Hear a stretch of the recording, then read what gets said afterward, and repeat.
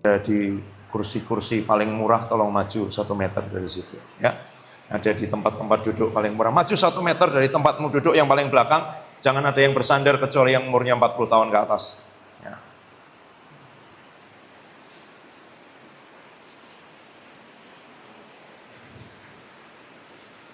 Buka Kisah Para Rasul 7.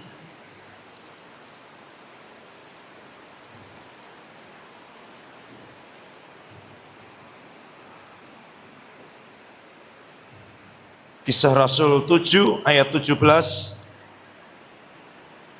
dan selanjutnya. Kisah Rasul 7 ayat 17. Baca bergantian, saya akan baca ayat 17, semua yang lain baca ayat 18, saya baca ayat 19, kita bergantian sampai dengan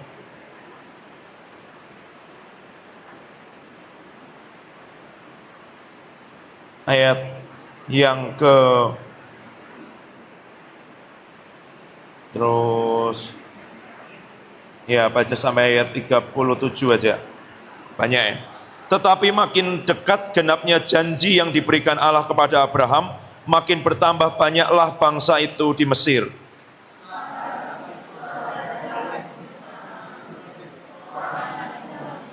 Raja itu mempergunakan tipu daya terhadap bangsa kita dan menganiaya nenek moyang kita, serta menyuruh membuang bayi mereka supaya bangsa kita itu jangan berkembang.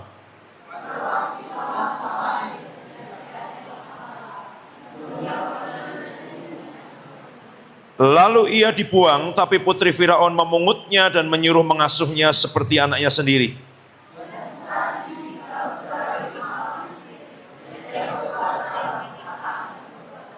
Pada waktu ia berumur 40 tahun, timbul keinginan dalam hatinya untuk mengunjungi saudara-saudaranya, yaitu orang-orang Israel.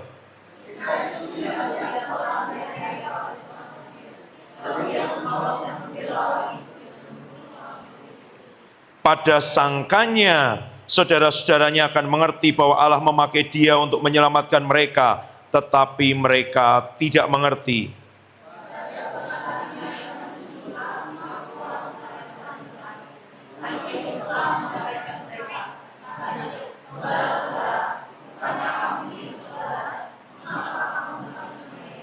Tetapi orang yang berbuat salah kepada temannya menolak Musa dan berkata, siapakah yang mengangkat engkau menjadi pemimpin dan hakim atas kami?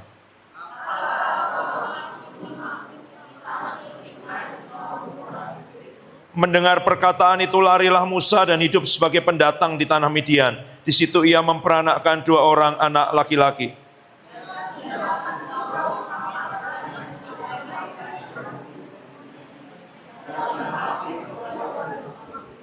Musa heran tentang penglihatan itu dan ketika ia pergi ke situ untuk melihatnya dari dekat, datanglah suara Tuhan kepadanya.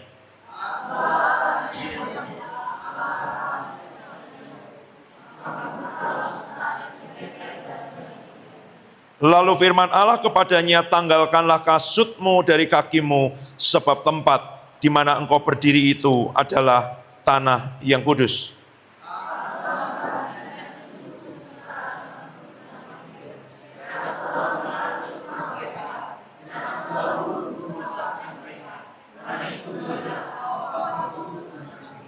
Musa ini yang telah mereka tolak dengan mengatakan, siapakah yang mengangkat engkau menjadi pemimpin dan hakim?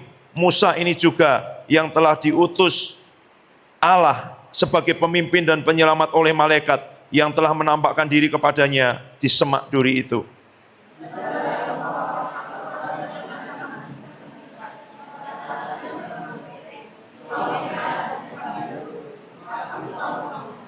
Musa ini pula lah yang berkata kepada orang Israel, seorang nabi seperti aku ini akan dibangkitkan Allah bagimu dari antara saudara-saudaramu. 38.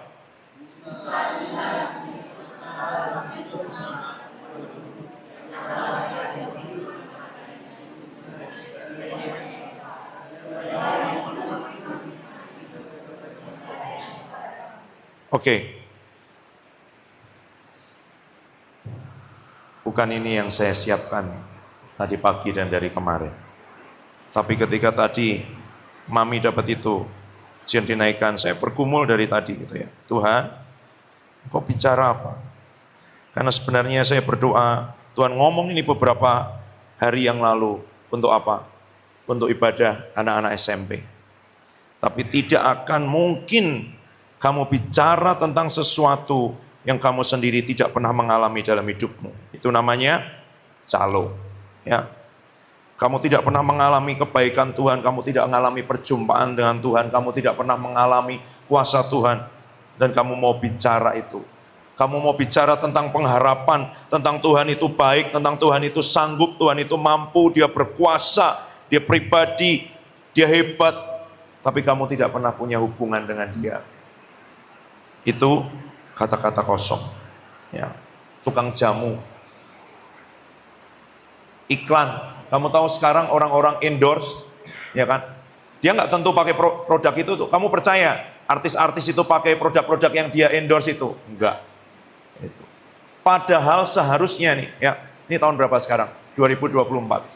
12 tahun yang lalu, saya mendampingi satu produk, satu perusahaan. Waktu itu sosial media belum seperti sekarang.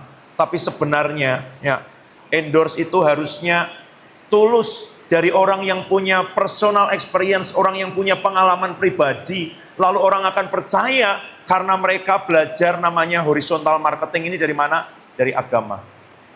Dari orang-orang yang kenapa? Pertanyaannya satu. Ya. Kenapa produk apa yang tidak pernah pasang iklan, tapi banyak konsumennya seluruh dunia? Tahun 2012, 2011, saya pernah dapat uang 100.000 di Jakarta. Dari seorang ahli marketing yang nulis buku begini. Karena dia bertanya kepada orang di satu seminar itu. Di tahun itu aja bayarnya berapa juta seminar di Jakarta. Siapa yang tahu?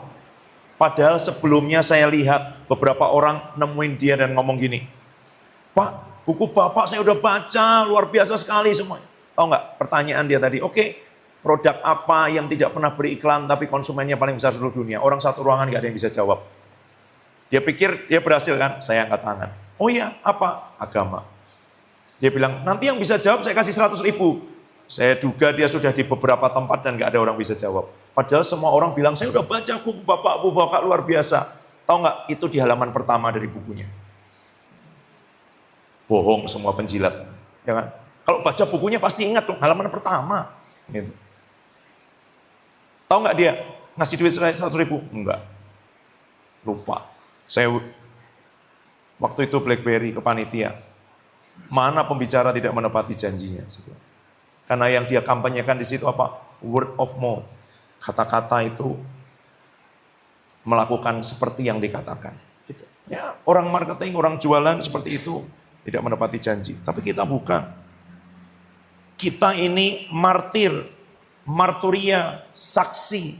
Saksi itu apa? Orang yang lihat langsung. Kalau ada kecelakaan, cari saksi. Siapa saksinya? Ya orang yang tadi lihat peristiwanya. Kamu tahu nggak bisnya tadi dari mana? Di mana dia ngerem? Kenapa kok dia bisa tabrak gitu? Oh iya Pak, sebenarnya dia nggak terlalu kenceng, tapi motornya ini nyelonong gitu.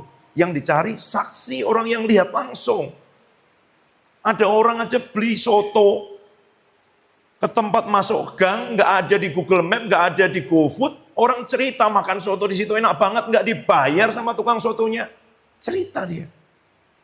Sedangkan kita mengalami Tuhan nggak? Kenapa kamu tidak cerita ke orang lain tentang kebaikan Tuhan? Pertanyaannya jangan-jangan kamu belum mengalami kebaikan Tuhan di hidupmu. Gitu. Kalau kamu mengalami Tuhan ajaib, Tuhan luar biasa, Tuhan bawa saya dari kampung ke tempat ini. Tuhan punya rencana, dikasih nubuatan. Saya ini siapa kalau nggak dapat janji Tuhan? Hidupku seperti apa? Aku dulu nggak ngerti. Mau ke depan seperti apa? Nggak ngerti. Muter-muter di situ. Dan kamu nggak pernah cerita itu. Kamu mungkin mikir gini loh. Hidupku ini masih minus 25. Belum ada plusnya. Pergi dong ke tempat-tempat yang lebih gelap. Di mana mereka minus 50, minus 35, kamu masih plus tuh dibanding mereka.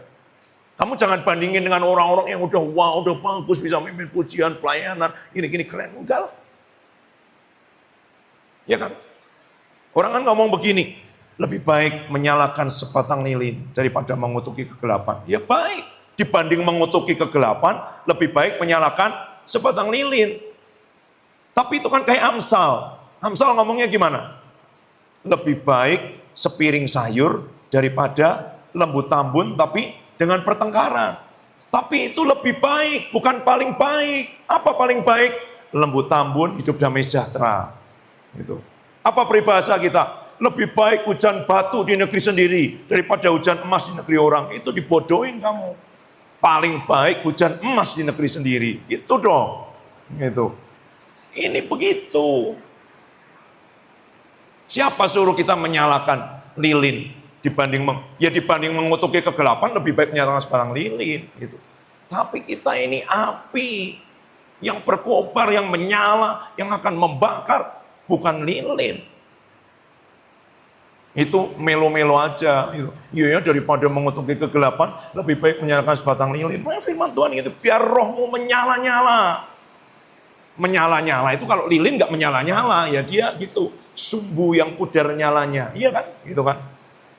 Sumbu yang sudah tinggal asapnya itu loh. Kalau kamu nyalakan lilin atau pelita udah hampir habis, mati, minyaknya udah habis, sudah tinggal itu ya. Sama Tuhan nggak dibuang. Oke, itu penerimaan. Tapi kita nggak gitu terus. Musa dididik di mana? Mesir, di istana 40 tahun. Apa kata firman Tuhan? Dia, ayat 22, buka sekarang, baca lagi. Saya yang baca. Musa dididik dalam segala hikmat orang Mesir dan ia berkuasa dalam perkataan dan perbuatannya. Jadi dia terima didikan Mesir. Dia terima didikan dunia. Dia sama cara ngomongnya, cara mikirnya, cara bertindaknya dengan dunia. Dan Tuhan tidak bisa pakai orang seperti ini. Saya ingat Pak Petrus Agung, dulu itu beliau kuliah sejarah ya. Beliau pernah bilang, ini catatan sejarah menunjukkan di Mesir ada satu jenderal yang memimpin 1 juta pasukan dan namanya Musa. Orang ini terlatih dalam apa? Perkataan dan perbuatan.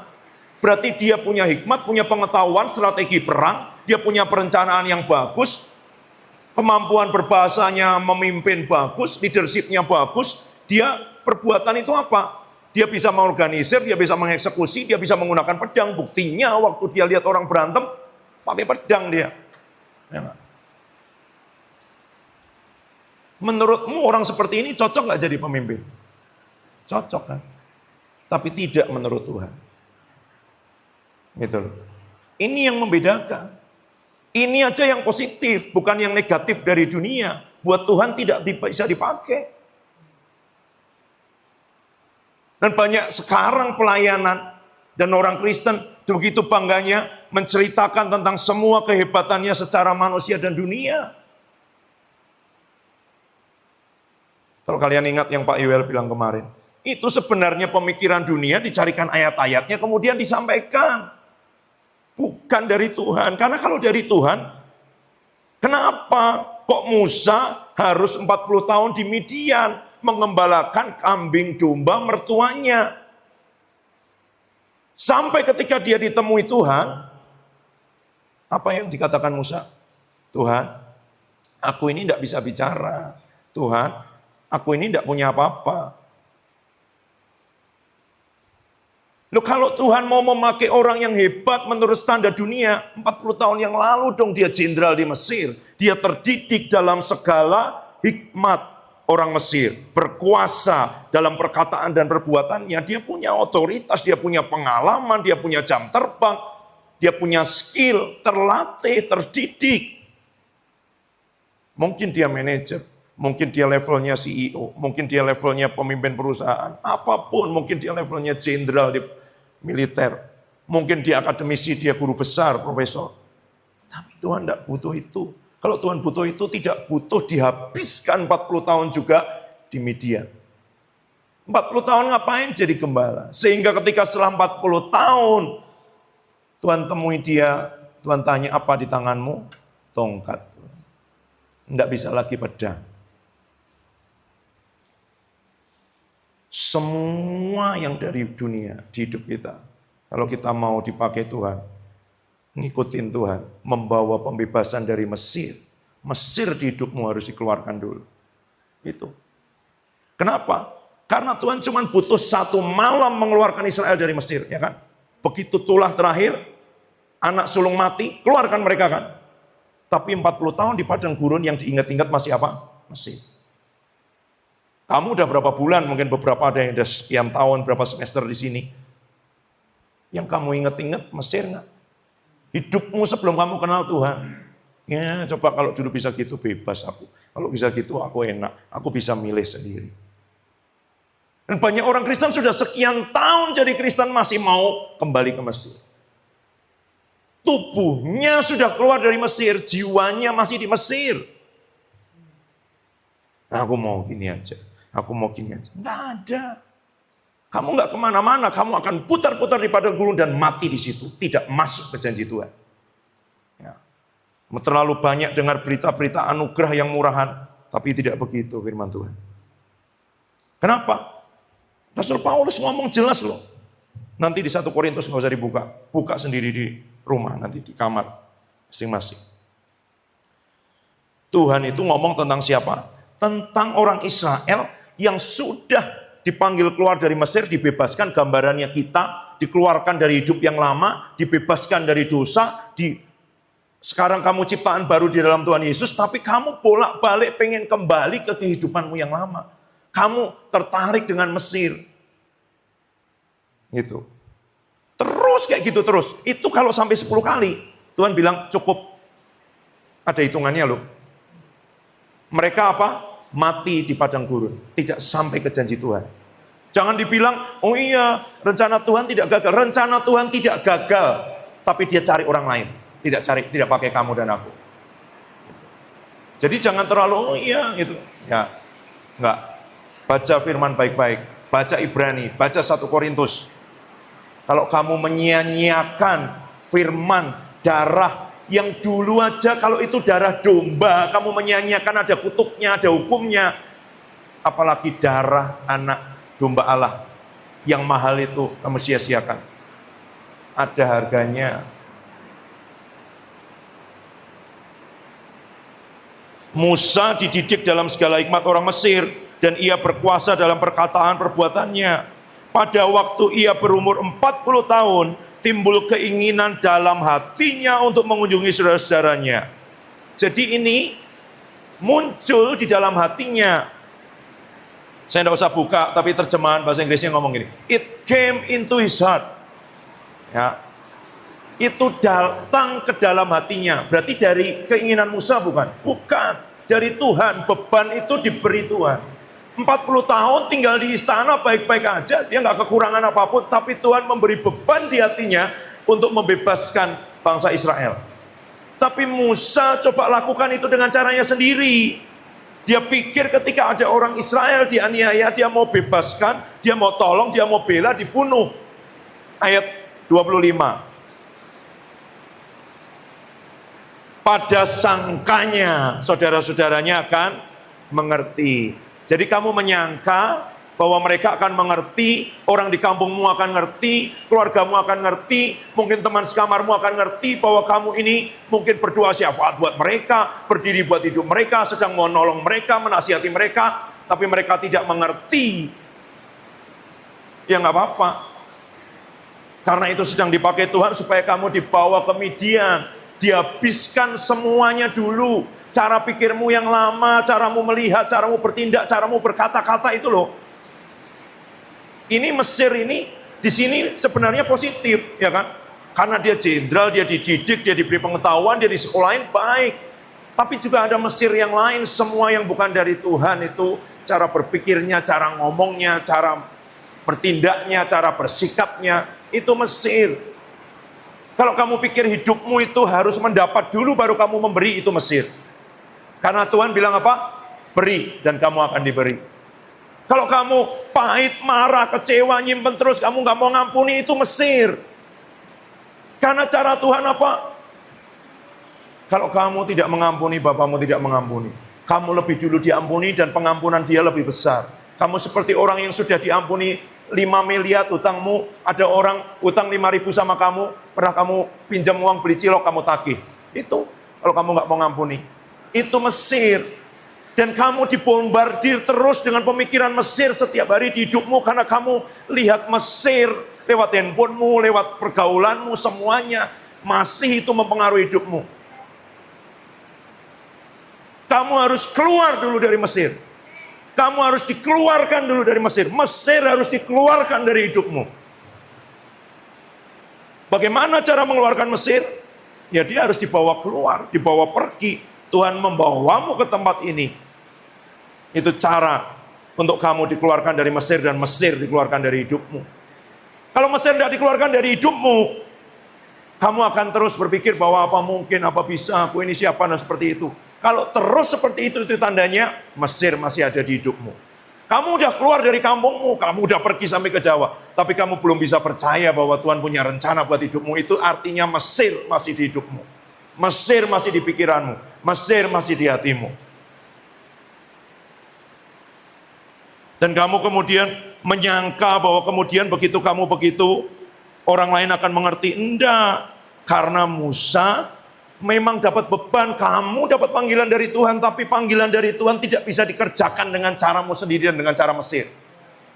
Semua yang kamu pikir itu kemampuanmu, kehebatanmu, kekuranganmu apapun harus kamu letakkan ke Tuhan. Kamu harus mengalami perjumpaan dengan Tuhan di tanah kudus, di holy ground. Tanpa perjumpaan pribadi dengan Tuhan, percuma.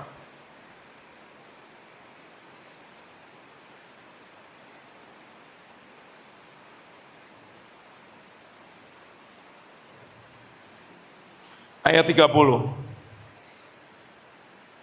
Dan sesudah 40 tahun tampaklah kepadanya seorang malaikat di padang gurun Gunung Sinai dalam nyala api yang keluar dari semak duri. Musa heran tentang penglihatan itu. Dan ketika ia pergi ke situ untuk melihatnya dari dekat, datanglah suara Tuhan kepadanya. Akulah Allah nenek moyangmu, Allah Abraham, Ishak dan Yakub. Maka gemetarlah Musa, dan ia tidak berani lagi melihatnya. Lalu firman Allah kepadanya, tanggalkan kasutmu dari kakimu, sebab tempat di mana engkau berdiri itu tanah yang kudus. Kamu nggak cukup meninggalkan Mesir, dan kemudian Mesir diambil dari hidupmu, tanpa kamu punya perjumpaan pribadi dengan Allah yang hidup. Abraham, Ishak dan Yakub sudah mati nggak?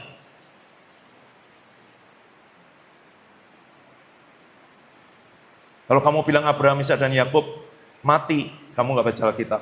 Karena Tuhan Yesus ngomong apa? Dia Allah orang hidup, bukan Allah orang mati.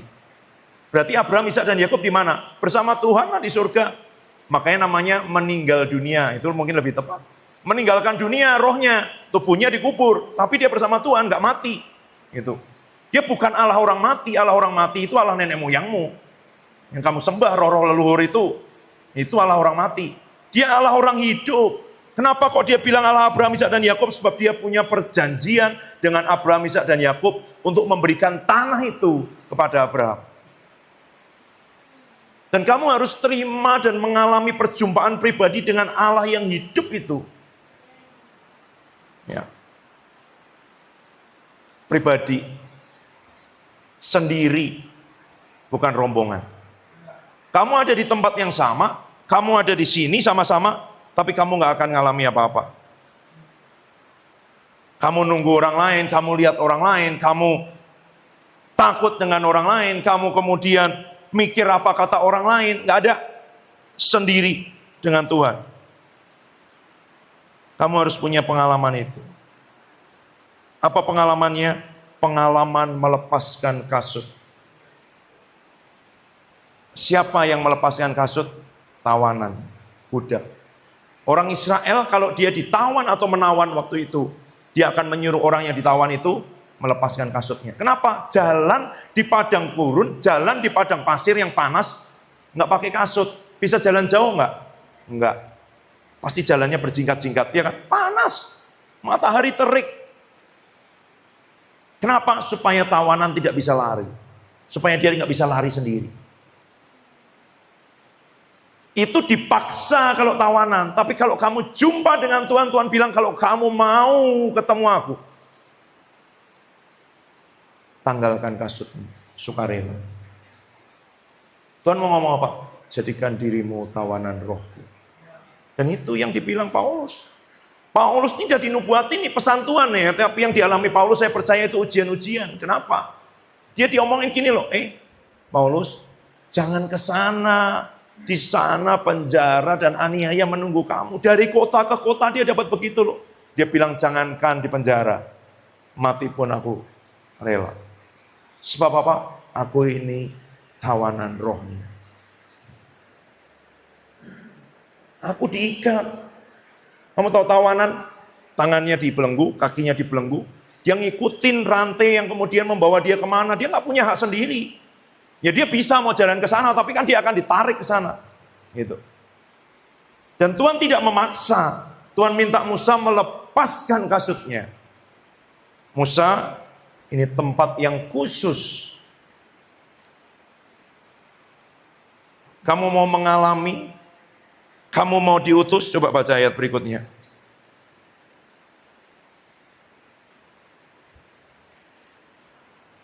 Ayat 34. Aku telah memperhatikan dengan sungguh kesengsaraan umatku di tanah Mesir dan aku telah mendengar keluh kesah mereka. Dan aku telah turun untuk melepaskan mereka. Karena itu marilah engkau akan kuutus ke tanah Mesir.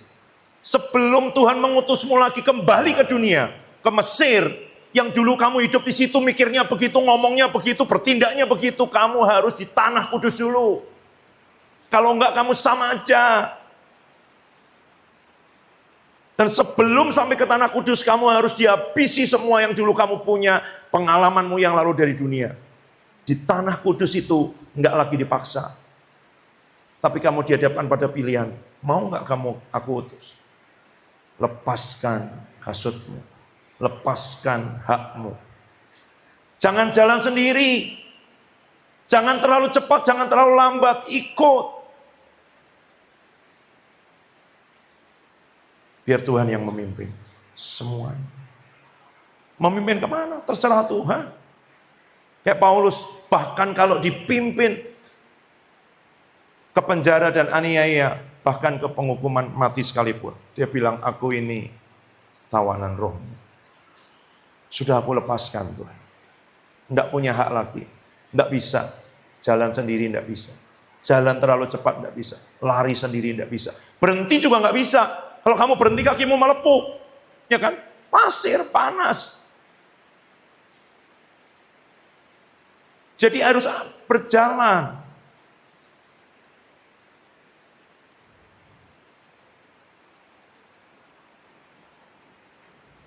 Ayat 35.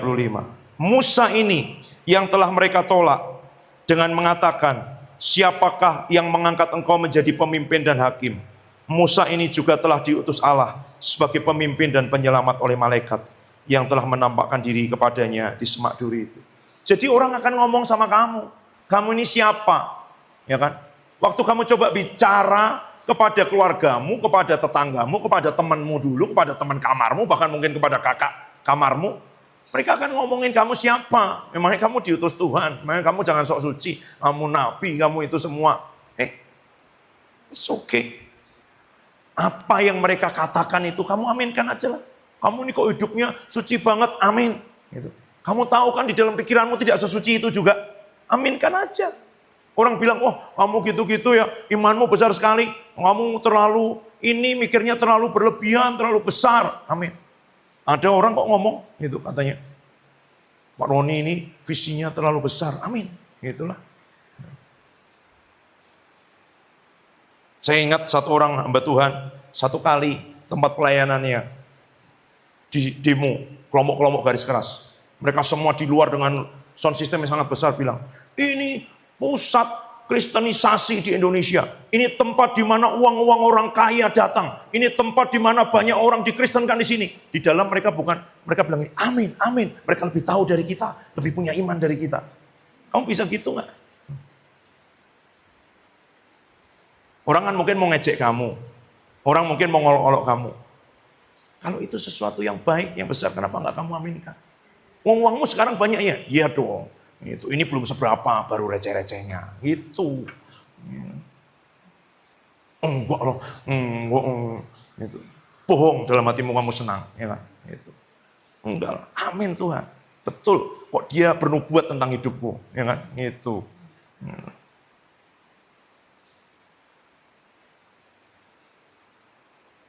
Kamu jangan terlalu kudus-kudus. Nanti kamu tidak bisa berbuat dosa lagi. Loh, itu firman Tuhan. Dan dia tidak bisa berbuat dosa lagi. Wah, dia tahu destiniku kayak Henok. Akan diangkat Tuhan. Kenapa nggak berani ngomong gitu?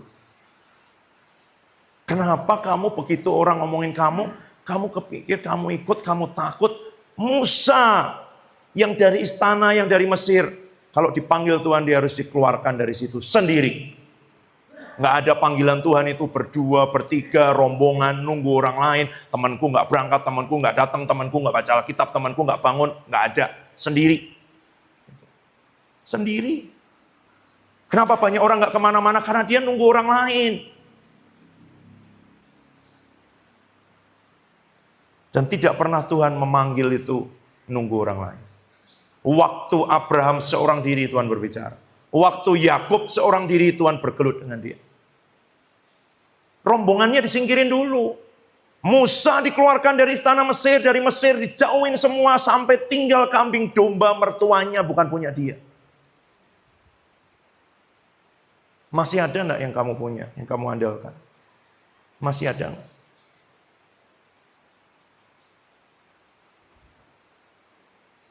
Kamu harus punya pengalaman Holy Ground, tanah kudus. Dan kamu harus ambil keputusan pribadi, lepaskan kasut.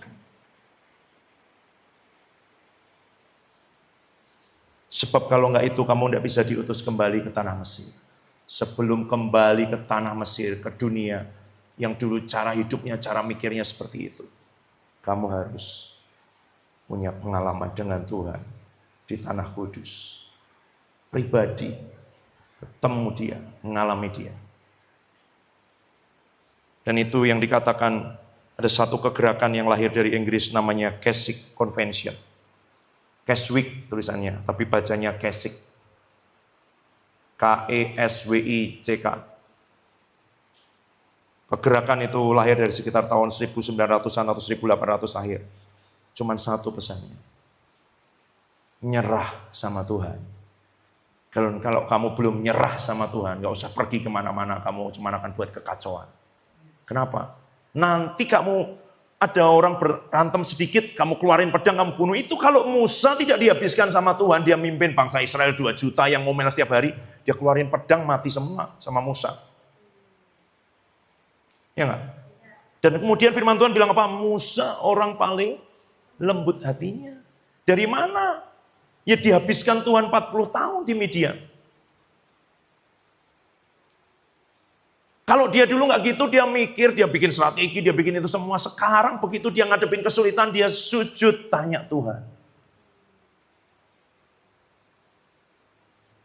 Kenapa? Karena yang mau diberi rencananya Tuhan, levelnya Tuhan. Tidak bisa pakai cara Mesir, nggak bisa pakai cara dunia, nggak bisa pakai kekuatan manusia. Itu masalahnya. Dan hari-hari ini terlalu banyak pelayanan dibangun dengan hikmat manusia, dengan cara dunia, dengan rencana manusia. Ya. Saya ingat apa yang dikatakan Michael Kolianos, menantunya Benny Hinn, mungkin sekitar 10 tahun yang lalu lebih diwawancara, kamu cari di YouTube masih ada. Dia bilang begini, tolong jangan tutupi ketidakmampuanmu dengan lighting, dengan sound system, dengan asap, dengan semua itu. Karena saya lihat mertua saya itu tidak relevan buat orang muda. Pakai jas putih-putih, pakai dasi. Tapi saya lihat ribuan anak muda datang ke kebaktiannya. Karena apa? Ada hadirat Tuhan. Dan kalau kita mau pakai cara dunia, melayani orang muda, harus kayak gini, harus kayak gitu. Kata siapa? Kata dunia kan? Oh ini generasi Alpha, ini generasi Z, mereka begini-begini. Kalau nonton di Reels, di TikTok paling lama 1,5 menit, 3 menit, jangan khotbah terlalu lama. Kalau mau gini-gini paling lama segini aja. Musiknya harus begini-begini. Kalau gitu nggak cocok sama mereka. Kata siapa? Kata psikolog, kata marketing, kata dunia, atau kata firman Tuhan? Apa dari dulu nggak ada orang muda di Alkitab? Maria mungkin usianya 14 tahun, Daud usianya 16 tahun, Yusuf usianya 17 tahun, dan mau menyerahkan dirinya. Jadi padaku menurut perkataanmu. Kok kita didikte sama pembagian generasi-generasi yang ngomong ini mereka nggak bisa diomongin lama-lama. Ya nggak bisa kalau diomongin pakai cara dunia. Tapi kalau mereka ketemu Tuhan, di hadirat Tuhan. Yosua masih muda, ngikutin Musa 40 hari, Musa di hadirat Tuhan nggak kerasa, tapi dia bisa nunggu di situ tuh.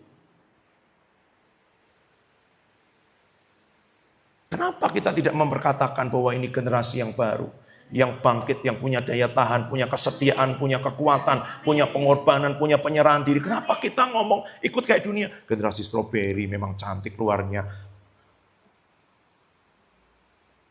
rapuh dalamnya, terlalu muda begini-begini semua. Kita mengaminkan apa yang dikatakan dunia dan itu kutuk.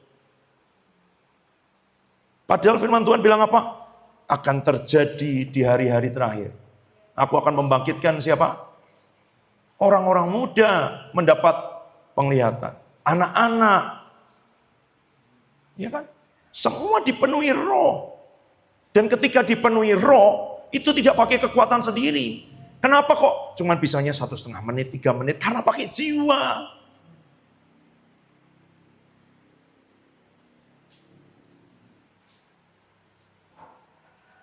Kenapa tidak mereka penuh roh Allah?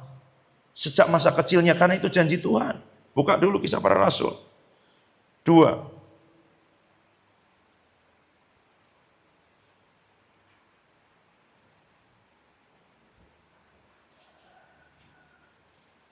Ayat 17. Akan terjadi pada hari-hari terakhir. Loh bayangin, 2000 tahun yang lalu, Petrus ngutip Yoel bilang akan terjadi pada hari-hari terakhir. Dan sekarang kita mengaminkan apakah dunia? Oh generasi ini semakin lembek, semakin rapuh, mental health, sedikit-sedikit depresi, sedikit-sedikit anxiety, panic attack, sedikit-sedikit mereka harus healing. Hari-hari terakhir itu kapan? Dibanding 2000 tahun yang lalu sekarang lebih terakhir nggak? Lebih terakhir dong. Aku akan mencurahkan rohku atas semua manusia. Anak-anakmu laki-laki dan perempuan akan bernubuat. Teruna-terunamu mendapat penglihatan. Orang-orangmu tua mendapat mimpi. Kata hamba-hambaku laki-laki perempuan akan kucurahkan rohku pada hari-hari itu dan mereka akan bernubuat. Loh, mereka akan dapat penglihatan, dicurahi roh, bernubuat. Itu berarti penuh roh, berarti profetik, berarti bergerak dengan karunia-karunia, berarti bergerak dengan pengurapan Tuhan, bergerak dengan kuasa Tuhan. Berarti ada roh Tuhan di hidupnya. Berarti bukan cuma pakai jiwa pendekatannya, bukan dikasih entertainment, bukan dikasih apa yang menyenangkan mereka. Tapi harus dipenuhi roh Tuhan, seperti yang terjadi di Kisah Para Rasul 2 di hari Pentakosta. Dan kenapa mereka semua nggak bisa itu? Karena nggak ada roh Tuhan. Kamu mau attract apa? Kamu mau bikin kayak diskotik, diskotik lebih bagus. Kamu mau bikin kayak dunia, dunia tetap lebih canggih. Gereja kan sekarang, ya kan? Saya nggak masalah dengan itu. Cuman kalau nggak ada roh Tuhan itu cuman tontonan. Yang ngomong juga nggak punya pengalaman sama Tuhan. Yang keluar cuman kata-kata, tidak ada kuasa. Dan kuasa kata-kata tidak akan mengubah orang. Kata-kata akan membuat orang kagum, ngumpulin pengetahuan. Oh iya ya, bagus ya, besok udah lupa. Tapi kuasa bicara di roh, dan waktu rohnya disentuh, dia dipenuhi roh Tuhan, yang bekerja roh Tuhan. Ayat terakhir, buka.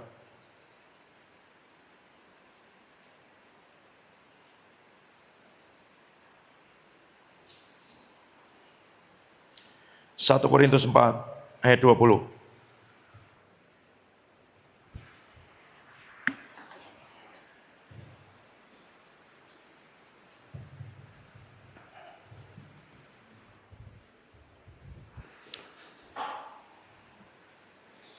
Sebab kerajaan Allah bukan terdiri dari perkataan, tetapi dari kuasa. Saya baca Amplified. For the kingdom of God is not based on talk, but on power. Dasarnya itu bukan omongan, tapi kuasa. For the kingdom realm of God comes with power, not simply impressive word. Passion Translation. Jadi kuasa yang kayak apa? 1 Korintus 2 ayat 1 sampai 5. Ternyata belum terakhir.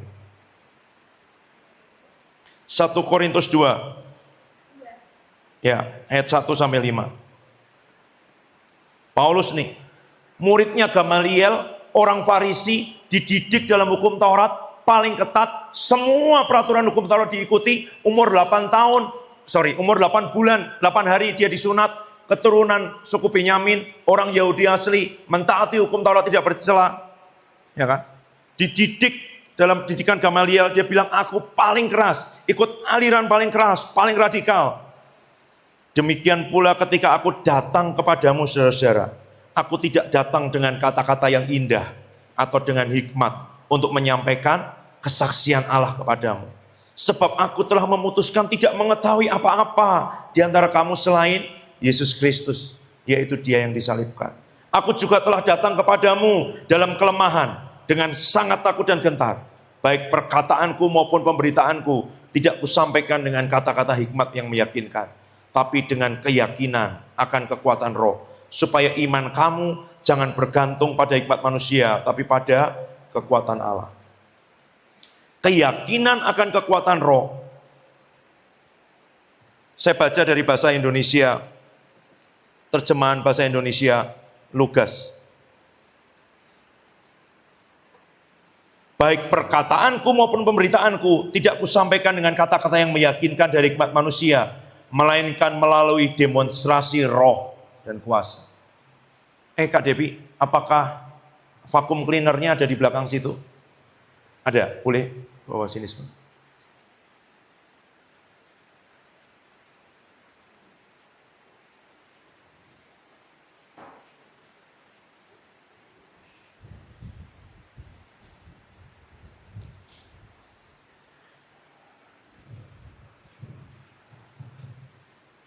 Kabelnya tolong ditarik, dicolokin situ, tapi jangan nyala. Kamu tahu yang terjadi dengan kekristenan hari-hari ini? Dia seperti orang yang jual begini ngomong, Bapak Ibu, saudara-saudara, teman-teman, ya, kalau kamu punya kotoran, ada pasir, ada debu, ada kertas, ada sisa makanan, apapun itu ya. Saya jual loh vacuum cleaner yang hebat banget. Dan vacuum cleaner ini bisa membersihkan semuanya. Vacuum cleaner ini luar biasa. Pokoknya semua kotoran pasti akan hilang. Gitu. Oke, mana buktinya? Saya mau kasih contoh satu lagi. Kapan kita pergi? Hari Jumat ya. Hari Jumat saya sedang makan satu tempat. Ada orang datang bawa daftar menu. Nawarin apa sih kemarin? Yang waktu kita makan itu loh. Yang dia tawarin apa? Pisang apa? Pisang karamel atau apalah dia bilang. Dia bilang, Pak, mau pesan pisang karamel? Gitu. Oh enggak, makasih. Oh ya baik, pergi gitu aja dia. Tahu enggak itu? Itu perkataan. Coba kalau dia demonstrasi. Ini kata firman Tuhan. Diberitakan dengan demonstrasi kuasa. Bawa satu pisang karamel satu dipotong jadi 4. Pak, pisang karamel silahkan dicoba. Kalau Bapak cocok nanti bisa pesan. Kami ada berbagai macam rasa. Mungkin setelah makan ini Bapak nanti pulang mau nonton Netflix ya kan. Ada cemilan, itu-gitu tengah malam masih lapar lagi. Wah tapi cicip dulu Pak. Itu demonstrasi kuasa. Bukan cuma diceritain. Ya ada kotoran, ada apa. Punya tisu. Tapi kalau di situ dia rusak kan. Oh iya, saudara, Bapak Ibu, Tuhan itu luar biasa. Dia sanggup menyembuhkan, kuasanya hebat. Kalau kamu nggak punya uang, burung di udara aja dia pelihara, ya kan? Bunga di padang dia hiasi, semuanya begitu.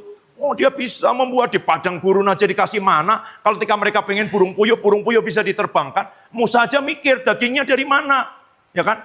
Dagingnya dari mana? Dia ngomong apa? Musa, ini kalau motong sapi berapa ekor?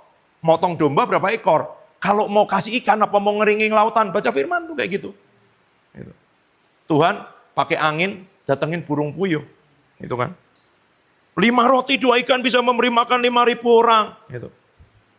Ya kayak gitulah. Ini Bapak Ibu ya, sekalipun sampah-sampah berterbangan di sekitar kita gitu ya, vacuum cleaner ini sanggup membersihkan semuanya. Ya dia nggak bawa bawaannya, dia nggak bawa bersihnya, cuman gitu aja dia. Gitu. Lain kalau dia bawa, Pak, rumah Bapak kotor. Gimana cara ngidupin ya Kak Devi?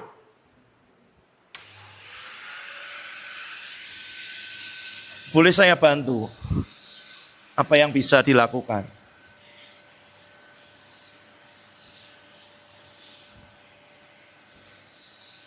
Oh, ini aja belum yang besar ya. Yang di kamar saya, langsung hilang semua. Wow. Ini ya. Apa ini? Demonstrasi kuasa. Orang sakit kamu jenguk, kamu lihat, oh iya Bapak sudah berapa lama, kasihan ya Pak, yang sabar ya Pak ya, yang tabah ya Pak ya, gitu-gitu ya, gitu-gitu. Gitu. Orang sakit didoakan, tumangi tangan. Kok belum sembuh? Doakan lagi. Kerasukan setan, diusir setannya, bukan kamu yang lari.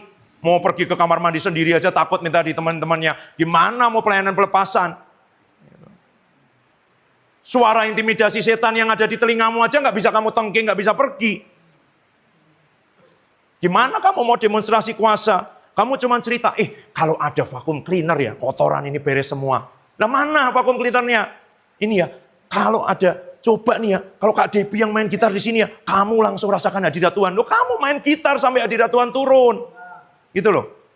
Tanya Kak Debbie, berapa lama dia main gitar? 1 semester dia pernah main gitar terus 2 pagi. 1 semester nggak ganti. Semua temannya bilang, oh Debbie kamu diurapi. Nggak ada. Dibully sama teman satu angkatannya. Deb, kamu perlu diganti. Oh enggak usah Pi, lebih baik nurut sama Tuhan daripada dengerin omongan manusia. Saya masih ingat omongan dia. Memangnya setelah dia main gitar setiap hari, dapat pujian? Enggak, kadang dia keluar melonya, mami langsung datang. Gimana kamu, kenapa kok begitu? Udah main gitar setiap hari, dibully temennya, dimarahin mami lagi.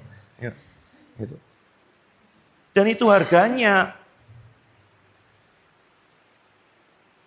Kita ajak pelayanan beberapa kali.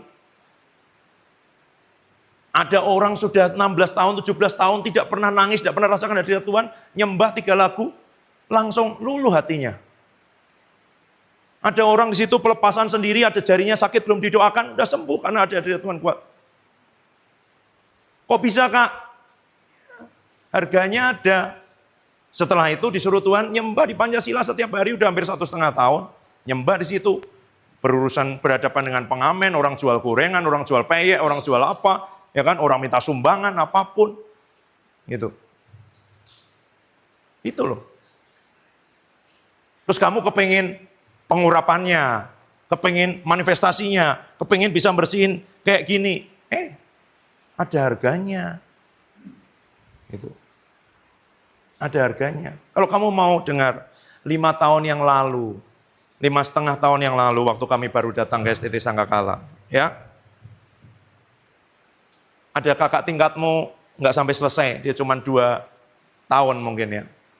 Setiap kali sesi golden time manifestasi, wow, gulung-gulung segala macam. Kamu tahu yang Papi dan Mami lakukan? Kak Tirsa mana? Kak Tirsa, mereka udah nggak tahu Kak Tirsa. Kak Tirsa mana? Kak Tirsa. Ini kalau kita mau doain orang, Kak Tirsa.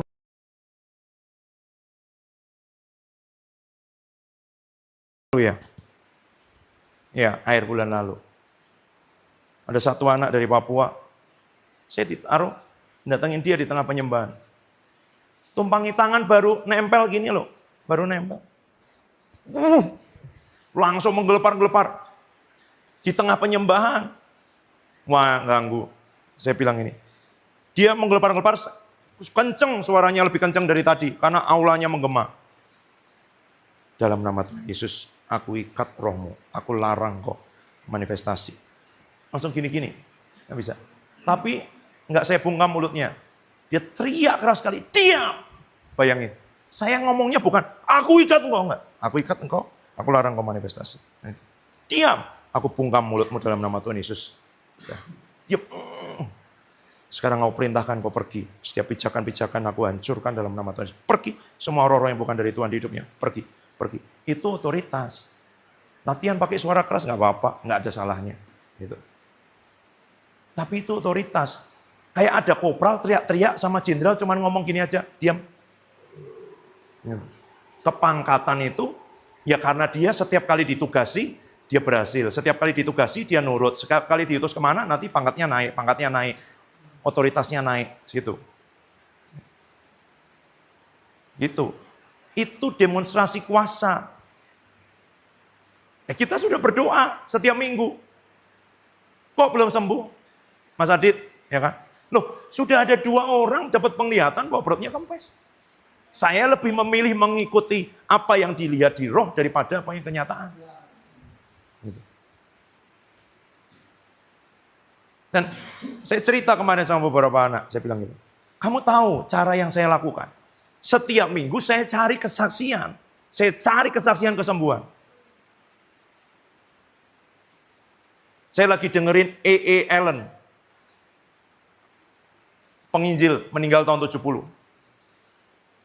Satu orang terbaring di tempat tidur 6 minggu tidak bisa makan karena kanker usus. Dokter bilang apa? Tunggu mati. Karena setiap kali minum air aja muntah. Udah nggak bisa apa-apa, kalau dioperasi badannya terlalu lemah. Jadi sudah tinggal tunggu waktu mati. Dia khotbah, dia itu suruh bawa ke depannya dalam nama Tuhan Yesus sekarang. Bangun! Diangkat gini, bangun bisa berdiri. 6 minggu udah nggak bisa apa-apa, tenaganya udah nggak ada. Sebelum itu dia udah bilang apa? Tolong siapin makan malam ya, nanti dia akan makan malam. Itu iman. Sandwich sama susu. Dia bilang, kanker aku perintahkan kau keluar, pergi. Aku kutuk kau dalam nama Yesus, kanker pergi, keluar. Minum susu. Aku perintahkan susu kau bisa masuk sampai ke lambungnya, tidak keluar, dalam nama Yesus. Diminum Pak sedotan, lama-lama dibuka sama dia, kan udah 6 minggu nggak makan. Bayangin 6 minggu nggak makan. Sampai habis, setelah itu dibukain sandwichnya dimakan. Istrinya tapi punya iman. Suaminya dalam keadaan kayak gitu dipakein sepatu pantofel. Dan dibawain jas. Kenapa aku percaya dia akan pulang jalan? Oh itu loh. Imannya mungkin dia udah nggak kuat, tapi ada iman orang lain. Gitu. Apa tidak muncul di hati ini? Mas Adit udah kita doain terus. Kok belum kempes-kempes ya? Ginjalnya udah baru. Ya kita coba cek juga kan. Ke lab, oke, ada perubahan gitu-gitu. Gimana? Saya dengar tadi kesaksian di ulang tahun CHC Pak Yohanes Lili. Ada orang didoain. Kecelakaan, tangannya hancur.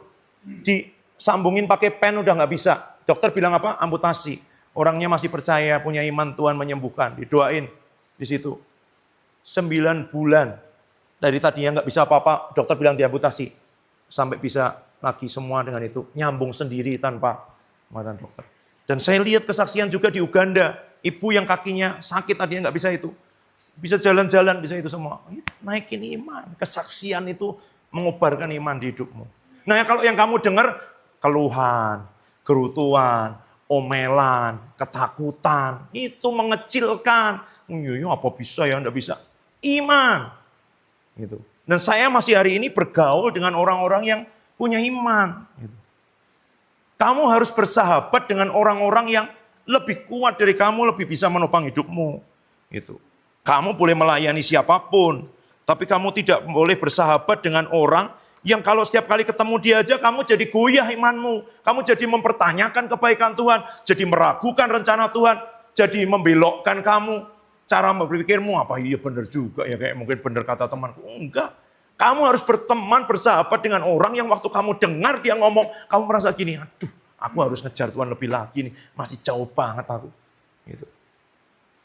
Saya janjian menghabiskan waktu dengan orang-orang yang ketika baru berjalan begini aja, maju ke depan, orang udah rebah, tertawa dalam roh, dilawat Tuhan, baru pegang mic, belum ngomong. Saya video call 3 jam, 4 jam. Minta didoakan, tanya-tanya, gitu-gitu. Dan orang seperti ini tidak sembarangan mau bersahabat dengan orang. Saya minta dia ngajar, saya minta dia datang dulu time sudah 2 kali. Dia bilang, belum waktunya. Saya pergi ke kotanya untuk ketemu, dia bilang apa? Tuhan bilang belum boleh ketemu. Tapi dia mau bersahabat dengan saya, dia mau cerita. Ada waktu untuk... Saya bergaul dengan orang yang baca firman-Nya itu 7 jam, 9 jam. Sehingga waktu saya baca firman 2 jam, 3 jam, saya masih merasa there is more. Masih ada lagi, masih ada lagi. Baca firman, alah temanku aja cuma baca 1 ayat. Yang ini baca quote-quote dari situ, aku udah 1 pasal ya lumayan. Ya gitu. Ingat yang dibilang Pak Yuel kemarin? Ketemu Tuhan sama kayak ke WC. Tidak bisa diwakilkan. Harus kamu sendiri. Nggak bisa. Pertanggungjawaban kita di hadapan Tuhan, nggak ada teman angkatan, nggak ada teman kamar, nggak ada. Sendiri-sendiri. Terserah temanmu mau kemana. Yang penting kamu tahu kamu kemana. Kamu sudah dipanggil keluar dari kegelapan masuk dalam terangnya yang ajaib. Ya. Dan kamu punya bagianmu untuk menolak, menyingkirkan semua yang lama itu. Dan merelakan diri melepaskan kasut. Tuhan, aku tawanan rohmu. Aku lepaskan Tuhan. Dan itu kadang-kala pengalaman yang bukan cuma sekali, tapi beberapa kali. 99, waktu Tuhan panggil saya melayani sepenuh waktu. Saya kuliah psikologi.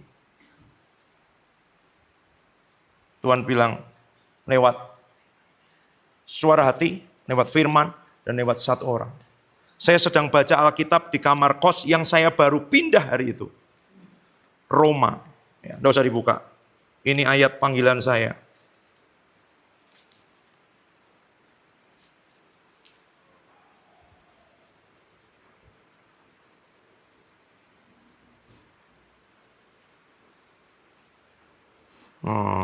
Agak beda terjemahannya, sebentar. Dan termasuk di antara dia, ayat yang ke-6. Di antara segala bangsa termasuk juga kamu dipanggil menjadi milik Yesus Kristus. Kamu juga termasuk yang terpanggil. Itu kata terpanggil itu waktu saya baca Roma itu muncul tiba-tiba. Kayak disinari gitu. Apa ya maksudnya Tuhan ya? Di hati saya ada. Terpanggil melayani. Saya punya kerinduan melayani. Saya baru bertobat. Saya baru terima Tuhan Yesus di kamar kos saya. Baca traktat, saya bertobat sendiri, nangis-nangis. Setelah itu saya baca Alkitab. Karena di bagian belakang traktat itu ada yang gini. Baca firman setiap hari, berdoa, ambil waktu saat teduh, cari mentor, cari gereja yang penuh Roh Kudus, yang di mana Tuhan Yesus itu betul-betul diberitakan, Injil diberitakan gitu. Ada orang, teman kos saya belum kenal karena saya baru pindah hari itu. Jalan di depan kamar, balik di depan pintu. Akhirnya dia masuk, duduk di depan saya kasurnya di bawah, nggak ada tempat tidurnya. Dan dia ngomong, nggak kenalan nggak apa-apa. Tiba-tiba ngomong gini, kamu ya, kalau sekarang ini Tuhan tanya, dia memanggil kamu melayani sepenuh waktu, apa jawabanmu? Apa? Memanggil kamu melayani sepenuh waktu. Loh, kok kamu bisa ngomong gitu? Kamu tahu nggak? Ya, aku nggak tahu apa jawabanmu. Ya, aku bilang, aku barusan baca Roma ini, dan kata itu muncul. Dan di hatiku ada kerinduan untuk melayani Tuhan. Apa jawabanmu? Terus dia berdiri, kayak Filipus itu, dilarikan roh kembali ke kamarnya. Nanti orang itu akan dipakai Tuhan memberi saya peneguhan, sekarang orang udah meninggal. Usianya cuma di atas saya 3 tahun. Orangnya memang unik, bahasa roh terus setiap hari. Saya dulu ke Taman Getsemani sama dia, Sabtu. Doa pagi di gereja dan semuanya. Dia kuliah teknik sipil, tapi bahasa roh terus. Nyembah, main keyboard di gereja. Satu kali, saya nggak cerita sama dia nggak tahu, tiba-tiba dia datang gini. Jangan takut ya, orang tuamu mungkin tidak setuju, tidak mendukung. Jangan takut, kalau ada panggilan Tuhan di hidupmu, dia akan sediakan biayanya. Itu dalam keadaan saya baru ngomong ke orang tua kalau saya mau sekolah Alkitab mengikuti panggilan Tuhan. Dan mereka belum mengerti apa itu. Mereka bertanya. Pertama kali. Setelah itu ada pengalaman lagi, iya. Saya belajar melepaskan kasut. Melepaskan pilihan, melepaskan hak.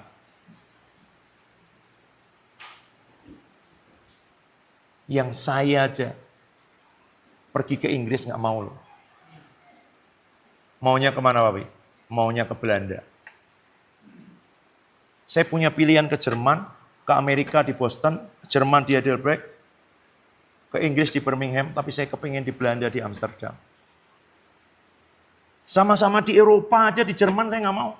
Di Inggris sama-sama Eropa saya nawar. Belanda, cari segala macam cara. Sampai Tuhan menutup itu semua. Itu bukan pilihan antara Yogyakarta atau New York, itu bukan.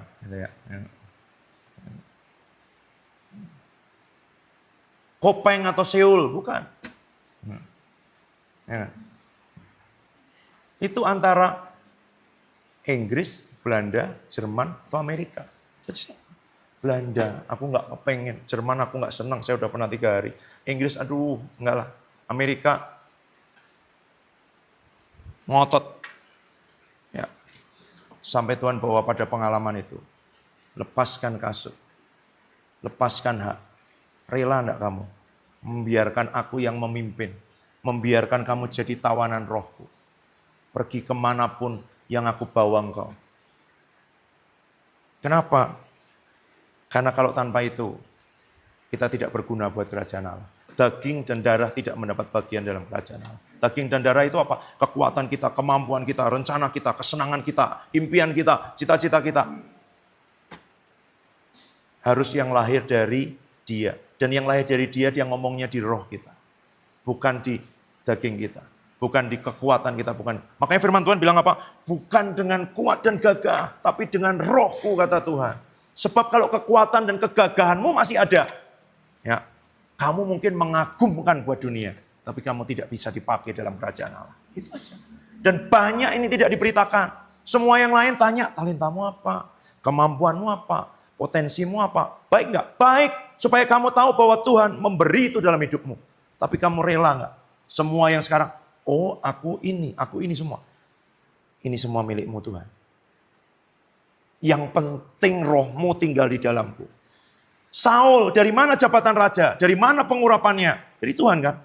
Tapi waktu dia di hadapan pada pilihan, jabatannya atau Tuhan, dia milih jabatannya.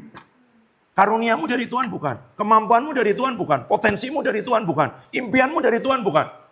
Kekuatanmu dari Tuhan bukan. Dari Tuhan. Masa mudamu, hidupmu, usiamu dari Tuhan bukan. Dari Tuhan. Ishak dari Tuhan bukan. Dari Tuhan. Tapi waktu Tuhan minta, apakah tanganmu masih penuh dengan kesenanganmu sendiri? Ishak yang dijanjikan Tuhan, ditunggu 25 tahun. Waktu Tuhan bilang, bawa ke Moria. Persembahkan di Mezbah. Itu sahabat Tuhan. Banyak orang nyanyinya gampang. Ada satu sobatku yang setia. Ya. Kamu bukan lagi hamba, sekarang sahabat. Iya, setelah kamu letakkan Ishakmu di atas Mezbah. Bagian yang kamu paling senangi, paling tunggu, paling harapkan. Dan setelah kamu dapat, Tuhan bilang, bawa ke Mezbah, persembahkan. Kamu baru bisa nyanyi gitu. Satu sobatku yang setia. Kalau enggak, cuman kata-kata kosong. Enggak ada bobotnya. Kamu ngomongin orang, dia sahabat hidupmu. Enggak ada bobotnya. Lewat aja ke bawah angin. Kamu harus ngalami dia setia, kamu percaya. Sehingga ketika dia bawanya ke Inggris, kamu bilang Tuhan kau baik. Waktu dia bawanya ke Getasan, Tuhan kau tetap baik. Itu. Kenapa? Saya kenal. Paulus ngomong gitu ya. Aku tidak malu dengan memberita Injil ini. Karena aku kenal siapa yang aku layani. Bukan cuma tahu.